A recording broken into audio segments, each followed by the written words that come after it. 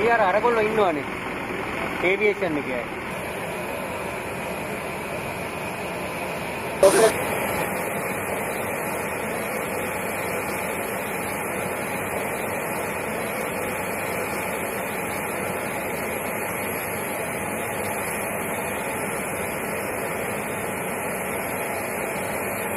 Hey photographer, excuse me.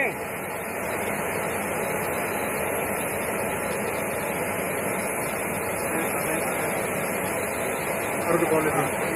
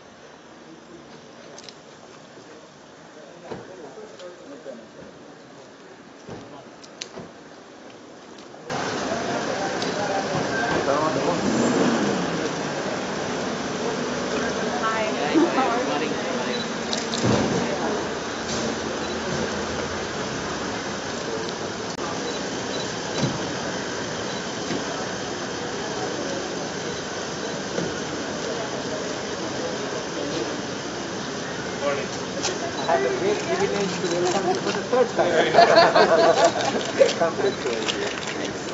It is for the Republic building, built during the British time, the colonial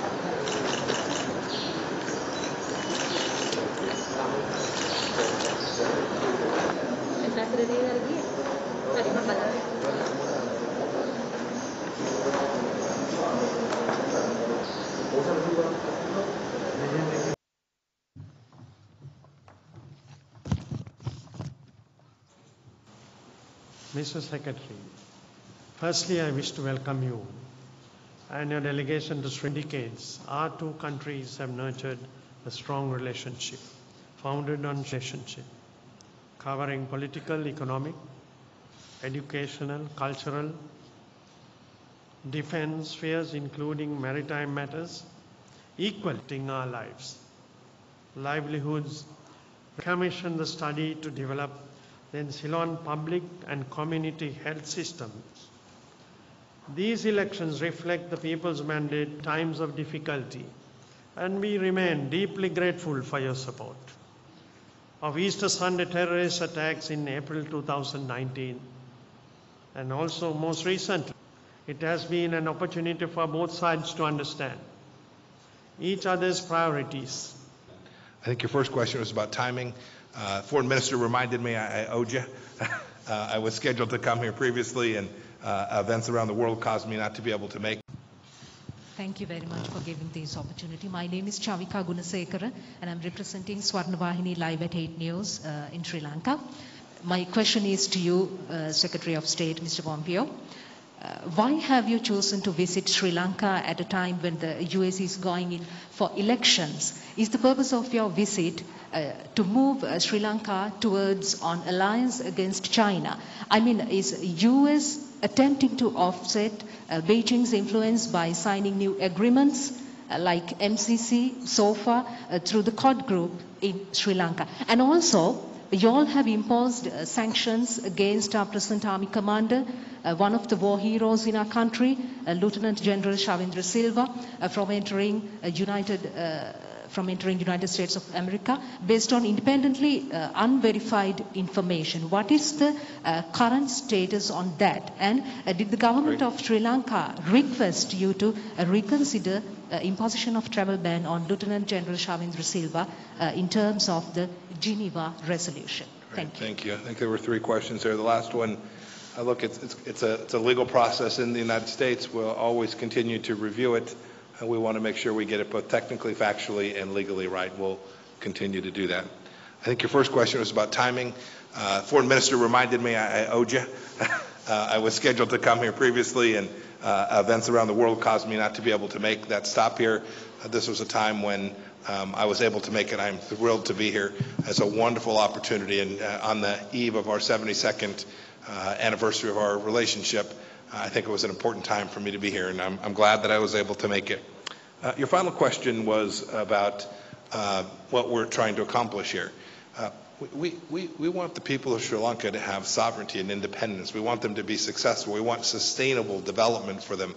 We think the United States as a friend and partner offers just exactly that, and we want that. Look, we have a shared vision. Democratic nations always do. Right, so I traveled to India. I'm here. I'll be in the Maldives this afternoon. I'll head on to Indonesia.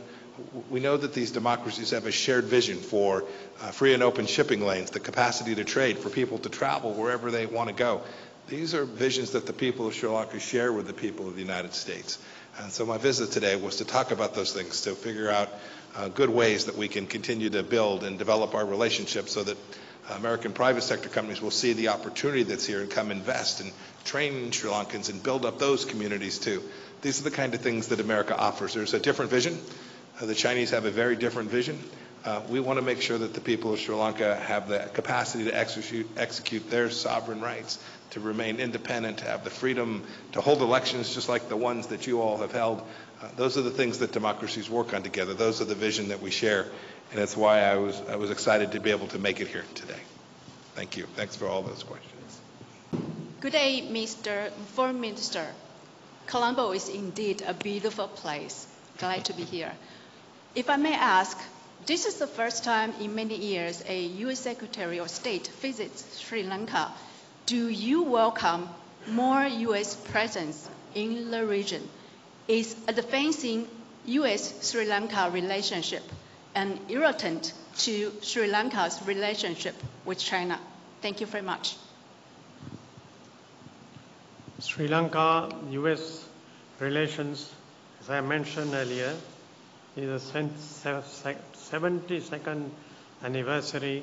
I'm very happy that Secretary of State has picked the anniversary to be with us. It's a long years of cooperation that we have come forward, and we look forward to go to the future too. As we have Secretary of State with us today, there will be many US dignitaries, even in the future, visiting Sri Lanka. Sri Lanka is a neutral, non-aligned country committed to peace, as I mentioned earlier. On that principles, we hope to continue with our relations with the United States and other countries.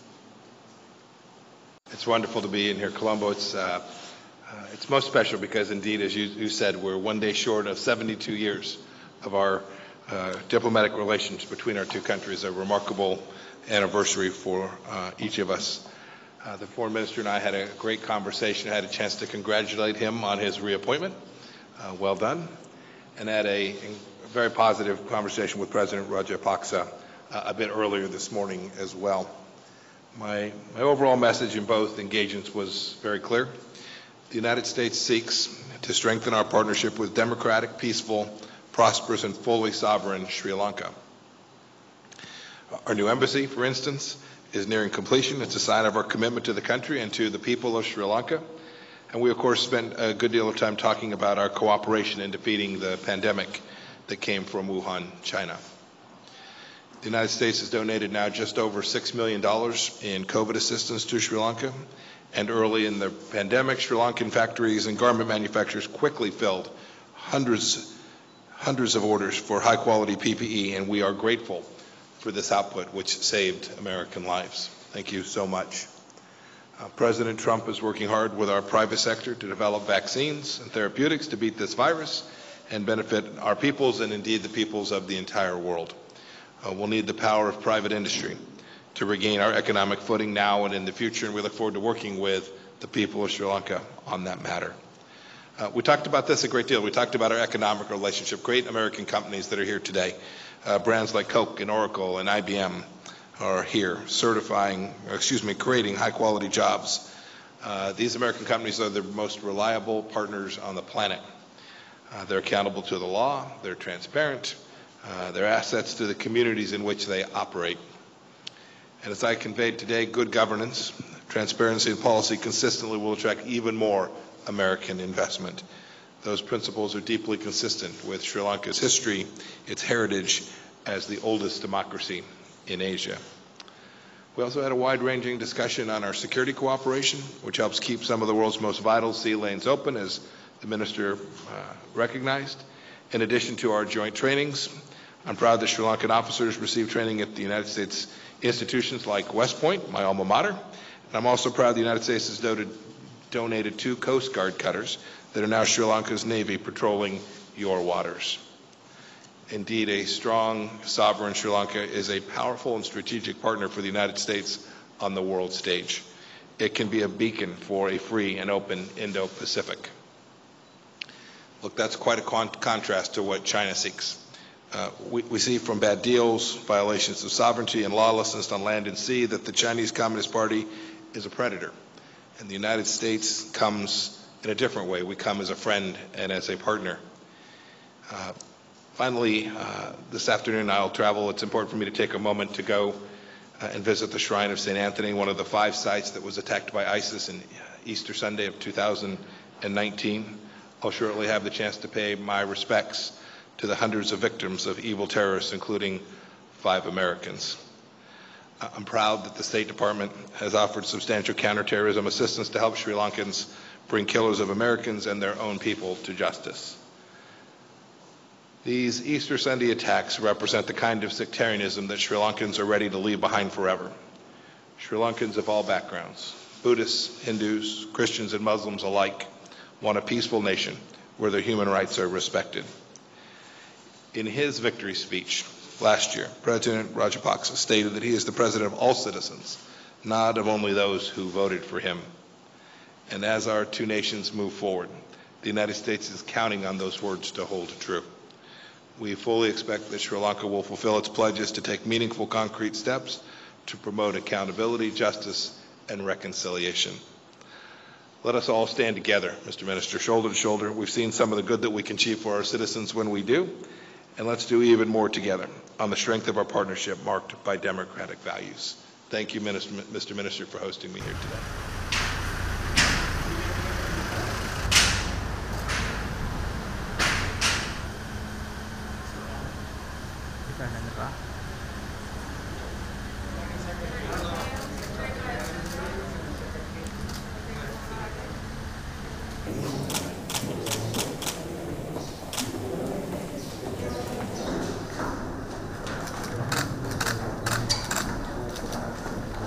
Good morning. Very nice to see you. Good afternoon. 8 o'clock or 9 o'clock?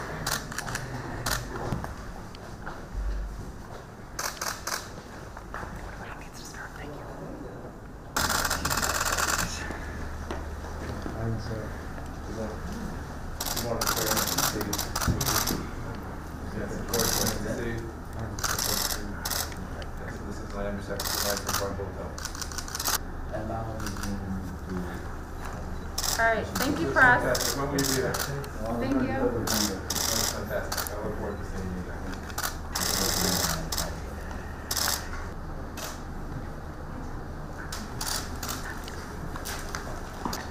Okay, great. Thank you, sir. Please. So, please. Yes, of course.